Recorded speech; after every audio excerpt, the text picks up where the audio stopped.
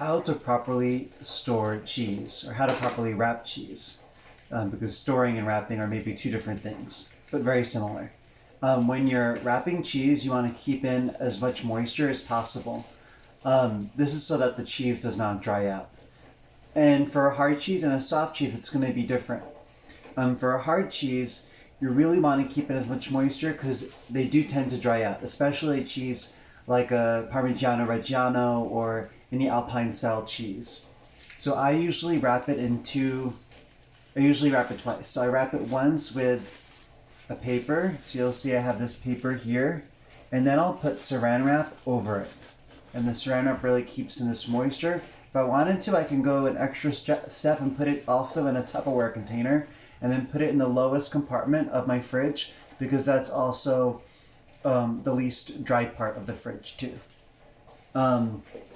Something that you might want to do if, let's say, you have a really runny cheese. If you have a really runny cheese, you obviously don't want it to be, you don't want to increase the moisture. In fact, you want to even dry it out a little bit if it's super, super, super ripe.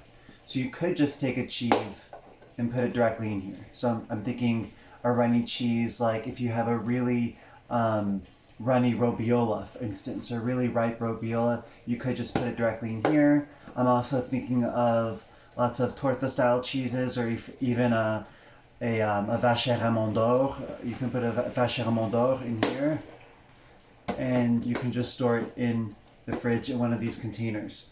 You'll notice now a lot of cheese stores sell, these ones come from Murray's, they're cheese storage bags. And this is super convenient. I guess if you don't want to have to think about how to properly store it, you could just put it in one of these bags and then close it like this, and you're pretty much good to go. So these work really well. Why does it work so well? It has sort of like a parchment paper, wax paper kind of feel right here. So it looks like they're using this cheese paper as wax paper. In general, you don't want to have the saran wrap touching the cheese. So then you might be thinking, oh, but every time I go into a cheese shop, all the cheeses are wrapped in saran wrap.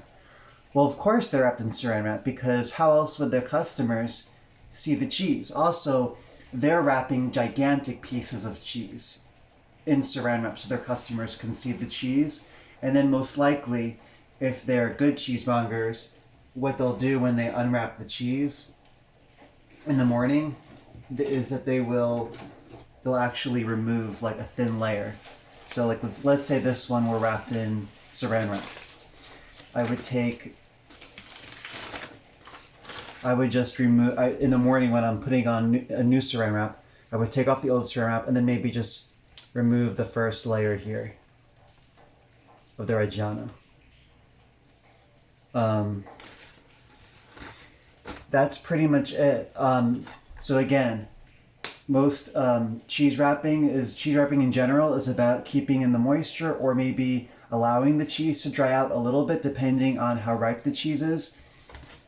I'm actually gonna show a clip of me wrapping a cheese just so you can see how to properly do it, or how I properly do it.